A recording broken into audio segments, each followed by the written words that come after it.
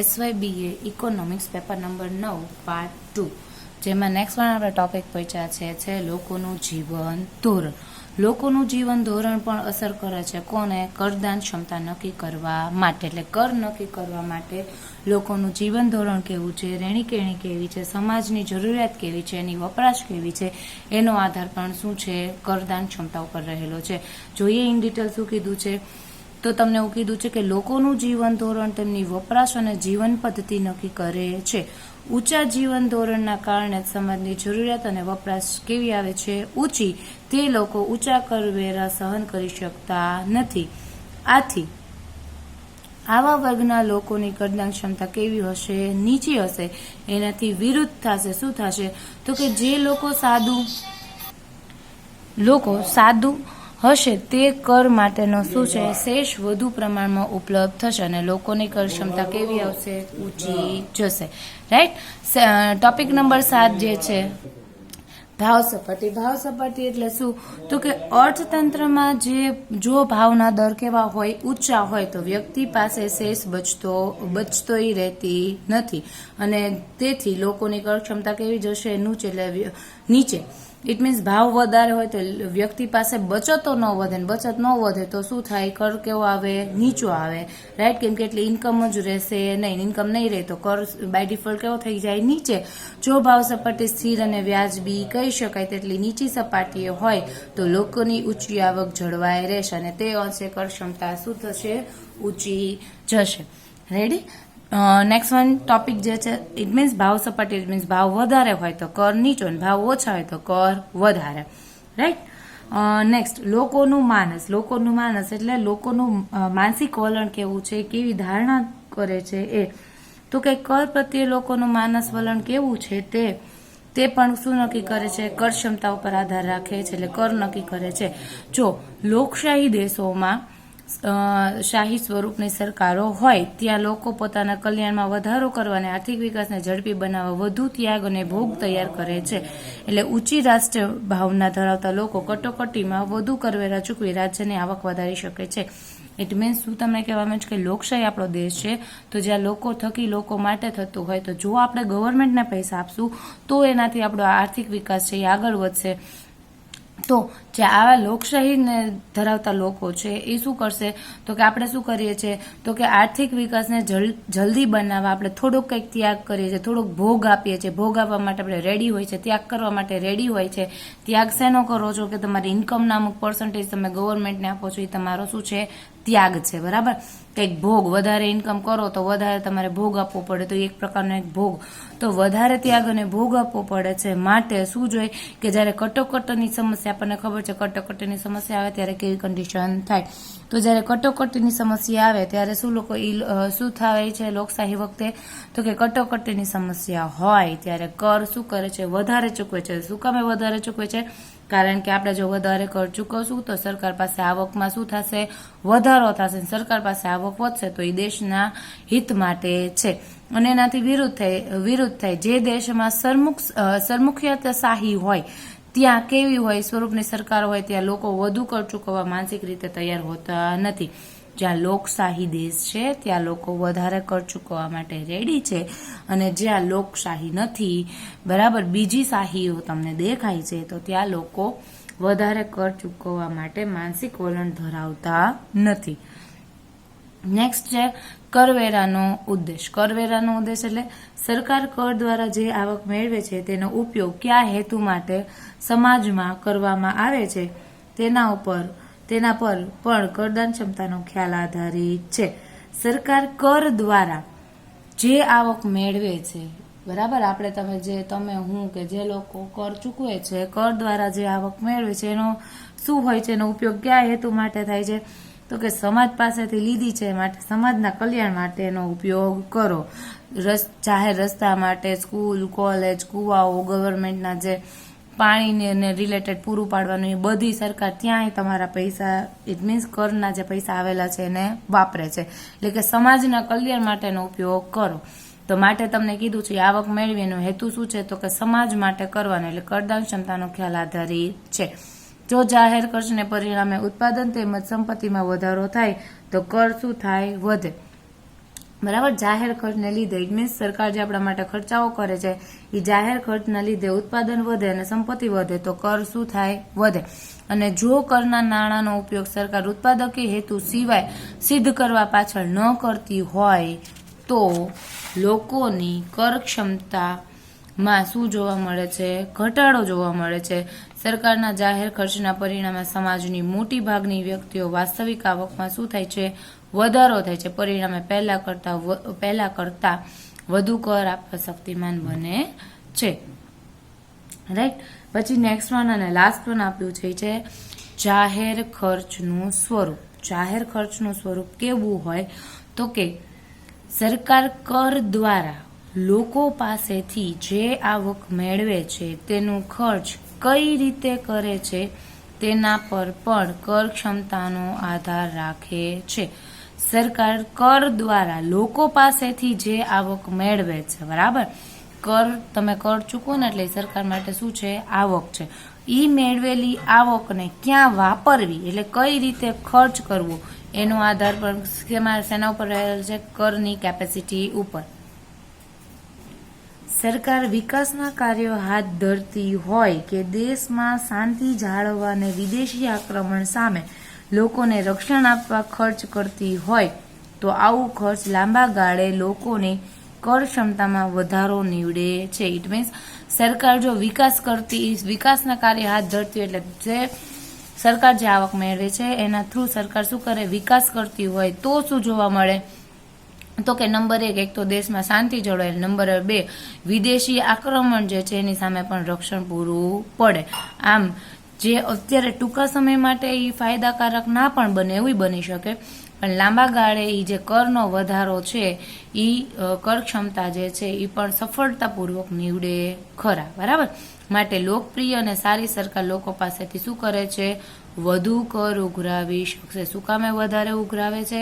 કારણ કે સરકાર પાસે આવક વધારે હોય તો સરકાર દેશની શાંતિ જાળવી શકે અને વિદેશી આક્રમણ છે એમાં પણ સામે રક્ષણ આપે છે માટે. ક્લિયર? તો આ ટોટલ કેટલા ટોપિક હતા? 10 ટોપિક. શેના હતા? કરદાન ક્ષમતા નક્કી કરતા પરિબળો. હવે નેક્સ્ટ વન ટોપિક જે છે, લાસ્ટ વન ટોપિક આપણા યુનિટનો બી જે છે કર ક્ષમતાનું માપ.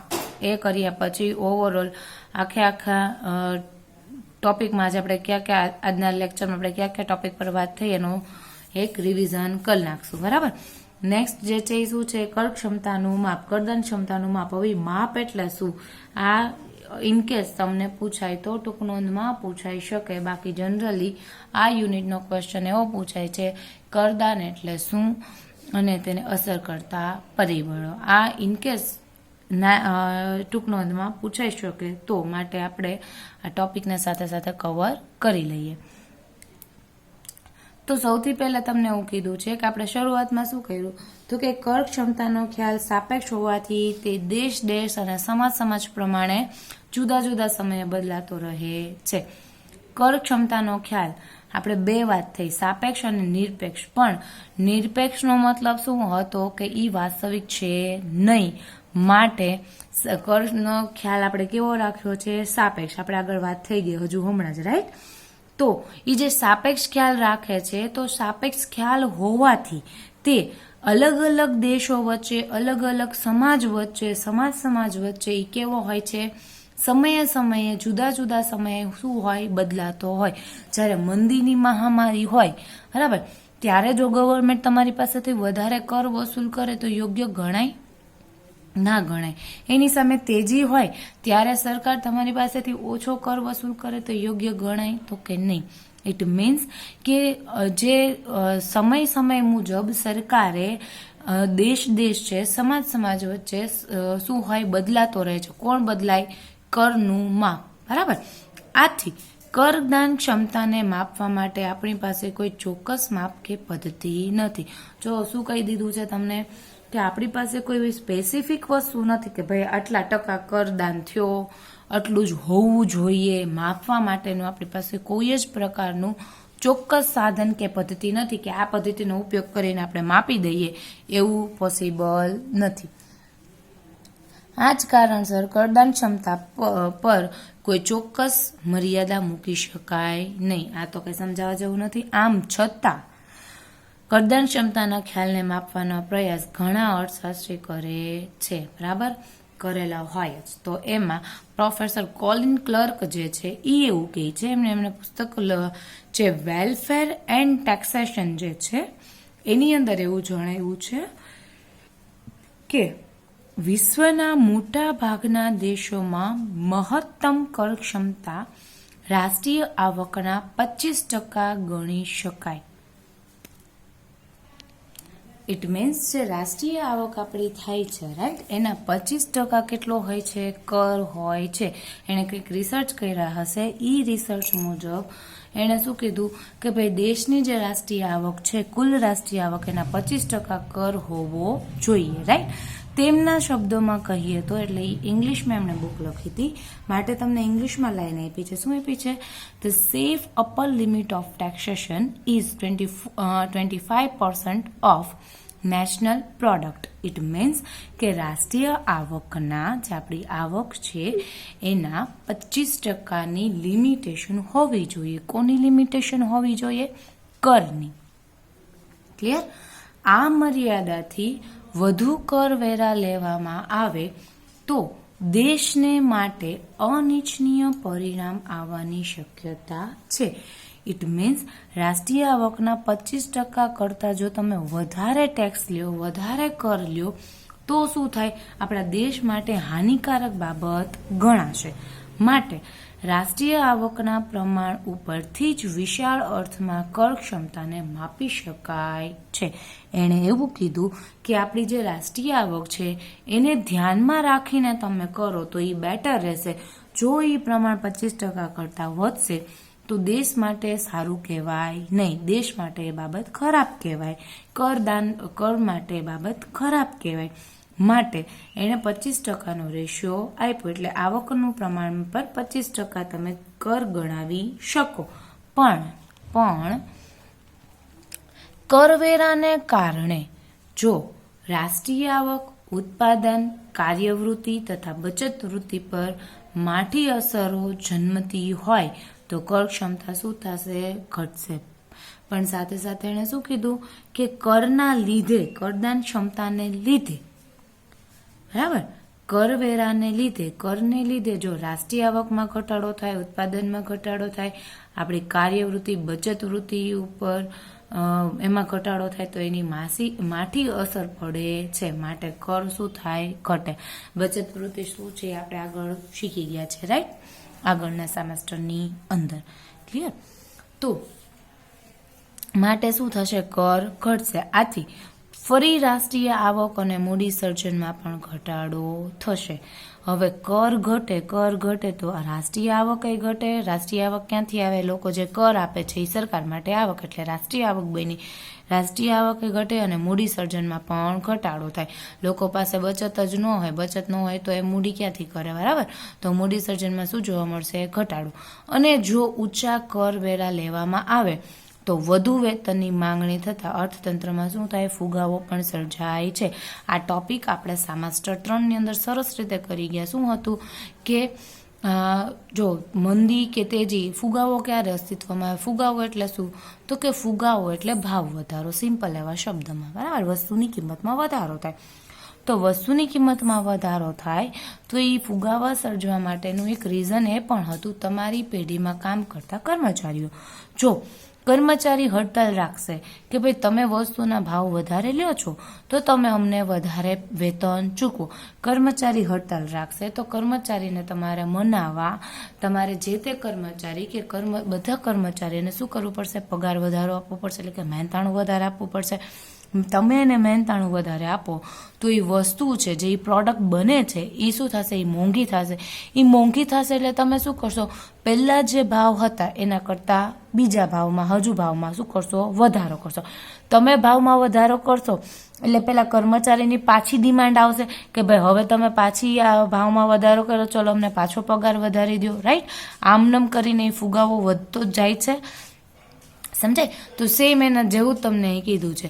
જો ઊંચા કરવેરા લેવામાં આવે, ઊંચા કર ક્યારે લેવામાં આવે કે તમારી આવકમાં વધારો થાય તો તમે ઊંચા કર આપશો ને.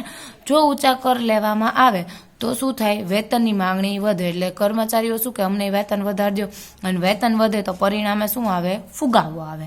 ક્લિયર? તો પ્રોફેસર કોલિન ક્લાર્કના મતે એવું કહે છે કે રાષ્ટ્રીય આવકના 25% જેટલો કર હોય તો રાષ્ટ્ર માટે સારું રહેશે. છતાંય ચટકબારી એક એવી છે કે કર માપવા માટેનું કોઈ ચોક્કસ માપ નથી. એવું આપણે સ્ટાર્ટિંગમાં વાત થઈ ગઈ. ડન. નેક્સ્ટ, કોલિન ક્લાર્ક જે છે એમણે એવું કીધું છે, કોલિન ક્લાર્કે, કે નક્કી કરેલી ઉપરોક્ત મર્યાદાની ઘણા લેખકોએ ટીકા કરી છે. કોલિન ક્લાર્કે 25% જે તમને કીધું તો ઘણા એવા હતા, એમણે શું કીધું? ભાઈ 25% ન હોય, આવું ખોટું છે ને, આમ છે ને, તેમ છે ને. શું કહે છે એ જોઈએ આપણે. કર ક્ષમતાની ગણતરીમાં રાષ્ટ્રીય આવક કે ઉત્પાદનનો આ ખ્યાલ વ્યવહારુ નથી. એણે એવું કીધું કે ભાઈ રાષ્ટ્રીય આવકના આધારે તમે કર નક્કી કરો નહીં, ભાઈ વ્યાજબી બાબત નથી. ઇંગ્લેન્ડ જેવા વિકસિત દેશોમાં જ્યાં લોકોની આવક તથા આવકવેરા અંગે સાચી માહિતી ઉપલબ્ધ હોય ત્યાં આ રીત ઉપયોગી નીવડે છે. આપણને ખબર છે આપણે કોઈને કંઈ સાચી આવક કહેવા જઈએ છે નહીં, રાઈટ? તો એણે શું કીધું? ઇંગ્લેન્ડ જેવા દેશોમાં જે વિકસિત દેશ છે ત્યાં બધાને ખબર હોય સાચી આવક શું છે, તો સાચી આવકના ઉપર તમે સાચા કરવેરા લઈ શકો છો. પણ ભારત જેવા દેશ જ્યાં ખેતીની આવક નિશ્ચિત હોતી નથી. હવે તમે એવું કહી શકો આ વખતે તમે પાક વાવ્યો છે તો પાક સારો જ, ફસલ સારી જ આવશે, એવું કહી શકાય છે નહીં. બરાબર? આપણે મોટા ભાગના સ્ટુડન્ટના ત્યાં વાડીઓ વિસ્તાર, વાડીવાળા છે એટલે તમને સારી રીતે ખબર હશે. તમે બેઝિજક કહી શકતા નથી. તમે તો સારી ઈચ્છાએ જ પાકને વાવેતર કરો, પણ કોઈ હોનારત થઈ જાય, કાં તો વરસાદ વધારે આવી જાય, કાં તો તડકો વધારે આવી જાય તો પાક બળી જાય. બરાબર? આવું બધું જોવા મળે તો પાક જેટલું તમારે થવો જોઈએ એટલું પાક ઉતરે નહીં, તો પણ તમારી આવકમાં શું થાય? ઘટાડો થાય. માટે એવું કીધું છે કે ભારત છે ખેતી પ્રધાન દેશ છે, તો ભારતનો આધાર કોના ઉપર છે? ખેતી ઉપર. તો ખેતીમાં કંઈ ફિક્સ હોય નહીં કે આ વખતે ફસલ થશે કે ફસલ થશે નહીં, તો માટે આ ખ્યાલ જે છે ત્યાં ઉપયોગી નીવડતો નથી. ક્યાં? જ્યાં ખેતી પ્રધાન દેશ છે ત્યાં.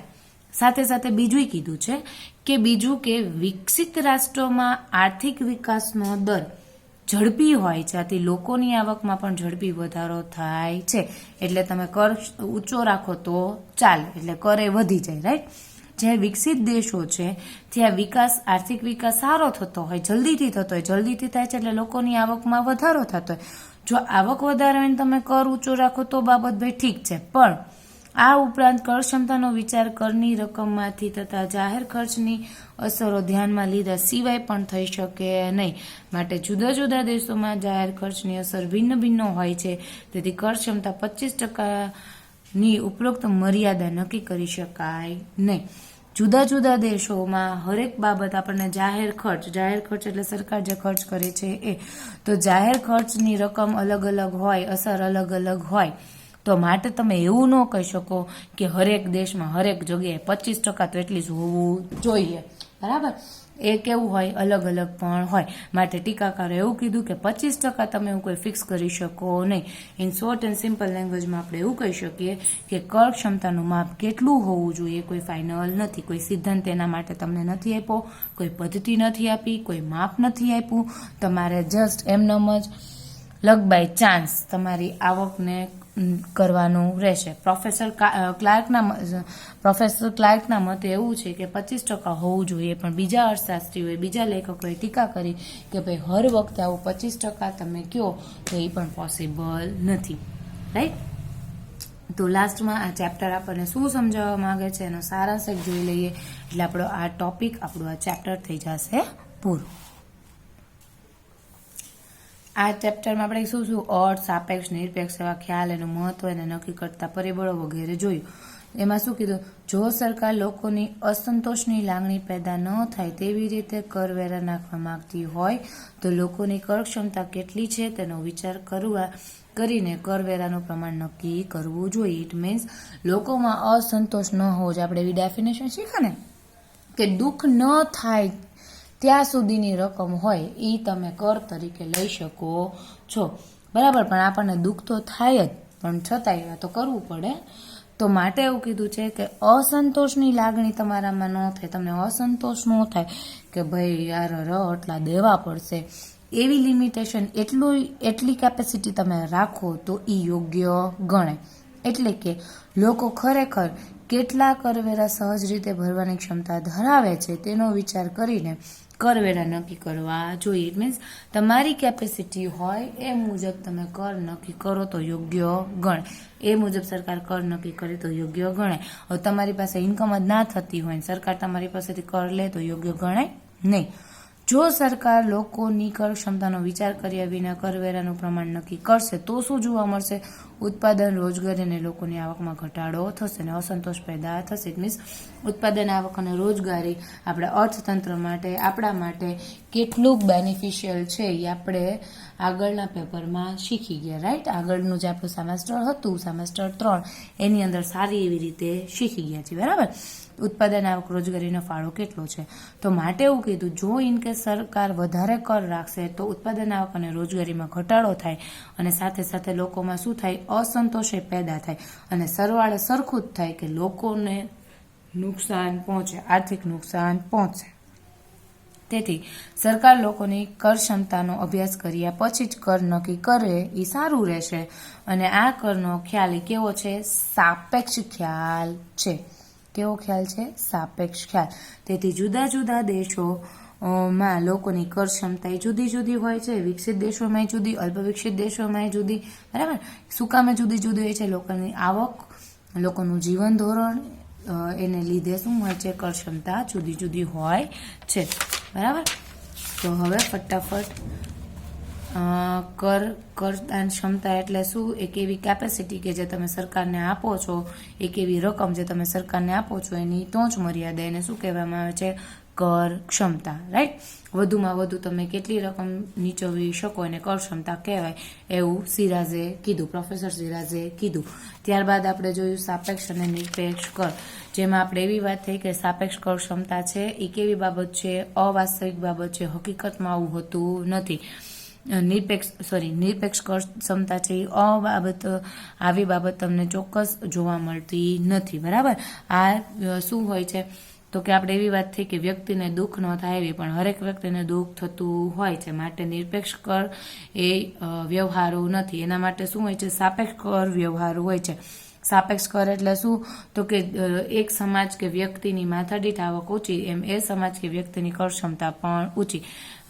સાપેક્ષને કોની સાથે કમ્પેરિઝન કરી છે? માથાદીઠ વ્યક્તિની માથાદીઠ આવકની સાથે. માટે તમને એવું કીધું છે કે સાપેક્ષ કર છે એ વધારે વાસ્તવિક છે, જ્યારે નિરપેક્ષ કર છે એ માત્ર શું છે? કાલ્પનિક બાબત જ છે. શું કામે આવું થાય છે? કેમ કે સાપેક્ષ કરનો આધાર ઘણા પરિબળ ઉપર છે, જેમ કે આપણે રાષ્ટ્રીયની આવક, એની વહેંચણી, માથાદીઠ આવક, સમાજનું જીવન ધોરણ, આ વગેરે બાબતો પર આધાર રાખે છે. અને જ્યાં સુધી સમાજની જુદી જુદી આવકના પ્રાપ્તિ સ્થાન વિશે તમને પૂરા આંકડા ન હોય ત્યાં સુધી તમે સાપેક્ષ કરનો ખ્યાલ મેળવી શકતા નથી, બરાબર. એટલે ડાયરેક્ટ અને ઇન શોર્ટ એન્ડ સિમ્પલ લેંગ્વેજમાં કહી દીધું કે સાપેક્ષ તમને જોવા મળે છે, નિરપેક્ષ કર ક્યાંય જોવા મળતો નથી. શું કામે નિરપેક્ષ કર ક્યાંય જોવા મળતો નથી? કેમ કે દુઃખ અનુભવ્યા વિના નાણાં આપવાની શક્તિને નિરપેક્ષ કર કહેવાય. હવે વ્યક્તિને થોડે ગણે અંશતઃ રીતે દુઃખ તો થાય જ, રાઈટ.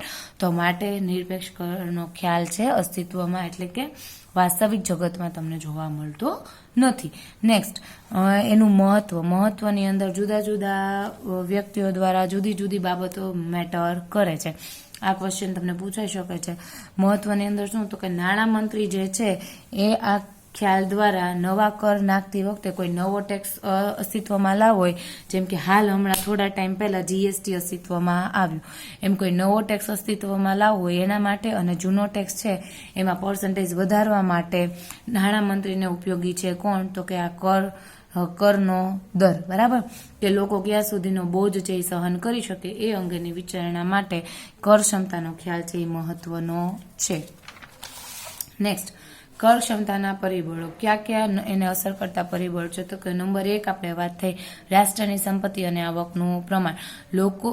લોકો જો આવક વધારશે, લોકોની આવક વધશે તો સરકાર પાસે, તો રાષ્ટ્ર પાસે સંપત્તિ વધશે. એટલે રાષ્ટ્રની સંપત્તિ કેટલી છે, વધારે છે કે ઓછી, અને લોકોનું આવકનું પ્રમાણ કેટલું છે એના ઉપર આધાર રાખે છે કર ક્ષમતાનો દર. પછીની તમને વાત કરવામાં આવી છે, ઇટ મીન્સ રાષ્ટ્રની સંપત્તિ એટલે કે લોકો પાસે જેમ વધુ ને વધુ તમે કર લઈ શકો તેની મર્યાદા સંપત્તિના પ્રમાણ પરથી જાણી શકાય છે. ઇટ મીન્સ આપણે વાત થઈ હતી કોઈ રીચ છે કે નહીં જાણવું હોય તો એની રહેણી કે એના ઘર ઉપરથી તો આપણે જાણી શકીએ છીએ કે આ વ્યક્તિ પૈસાદાર છે કે નથી. તો સેમ એના જેવું રાષ્ટ્ર કોઈ કેટલો કર લેશે, રાષ્ટ્રની સંપત્તિ આવક કેટલી છે એનો આધાર કોના ઉપર રહેલ છે? સંપત્તિના પ્રમાણ ઉપર રહેલો છે. સેકન્ડ વન તમને એવું કીધું છે રાષ્ટ્રીય આવક અને સંપત્તિની વહેંચણી. એટલે જેમ કોઈ એક સમાજમાં આવક અને સંપત્તિની વહેંચણી વધુ સમાન, તેમ તે સમાજની કર ક્ષમતા કેવી રહેશે? ઓછી. આ ડિટેલ આપણે બધી થઈ ગઈ છે. નેક્સ્ટ, વસ્તીનું કદ અને તેનો વૃદ્ધિ દર. આપણે દેશની જેમ વસ્તી વધારે એમ એના આંકડામાં પણ કરની કેપેસિટીમાં પણ ફેરફાર આવે. કારણ કે ઘણી વખત એવું બને કે ઘરમાં એક વ્યક્તિ કમાનાર હોય, બાકીના બધા ખાવાવાળા હોય, તો એમાં બાળકો અને વૃદ્ધોની સંખ્યા પણ એને અસર કરે છે. રાઈટ. નેક્સ્ટ, આવક વૃદ્ધિનો દર. આવક વૃદ્ધિનો દર એટલે શું? આવક વૃદ્ધિનો દર અને આર્થિક સ્થિરતા એટલે તો કે દરેક જગ્યાએ આવક કેવી છે એ અને આર્થિક સ્થિરતા કેવી છે એનો આધાર પણ કર ઉપર રહેલો છે. જો આગળ આર્થિક વૃદ્ધિ સારી હોય તો કર ક્ષમતા કેવી રહેશે? ઊંચી. અને આર્થિક વૃદ્ધિ ખરાબ હોય તો કર ક્ષમતા કેવી રહેશે? નીચી. બરાબર. લોકોની આવક ઓછી હોય તો કર ઓછો, અને લોકોની આવક વધારે હોય તો કર વધારે. નેક્સ્ટ, કરવેરાની પદ્ધતિ. કરવેરાની કઈ પદ્ધતિ અપનાવવામાં આવે છે એ અહીંયા પણ અસર કરે છે. ખૂબ જો ઊંચા કર હોય તો થોડા કરતા મોટા જનસમુદાય પર નીચા દરે રાખવામાં આવતા વિવિધ કરોમાંથી રાજ્યને વધુ આવક મળે. ઇટ મીન્સ પૈસાદાર પાસેથી વધારે કર વસૂલ કરતો રાજ્યને વધારે આવક, એટલે એને કર ત્યાં વધારે રાખો. જે ગરીબ છે, અમુક વર્ગ ફાળો ન આપી શકતા હોય, એની પાસેથી કર ઓછા રાખો. બરાબર. એટલે એનો શું થયો? કરની કિંમત ઓછી રાખો તો કર ક્ષમતા ત્યાં ગરીબ વર્ગ પાસે ઘટે, અમીર વર્ગ છે એની પાસે વધે. નેક્સ્ટ, લોકોનું જીવન ધોરણ. લોકોનું જીવન ધોરણ પણ કર નક્કી કરે છે. કારણ કે સમાજની જે જરૂરિયાત છે, વપરાશ છે એ કેવી છે? ઊંચી. એટલે ઊંચી જરૂરિયાત છે, વધારે વપરાશ છે, એ કોણ?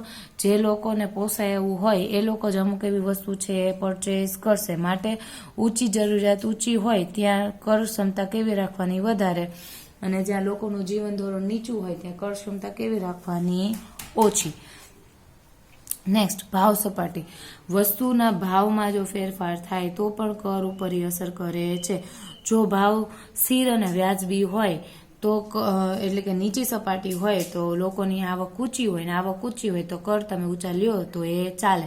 પણ એનાથી ઉલટું, જો ભાવ ઊંચા હોય અને તમે કર ઊંચા લ્યો તો યોગ્ય ગણાય નહીં. તો ત્યાં કર કેવા રાખવા પડે?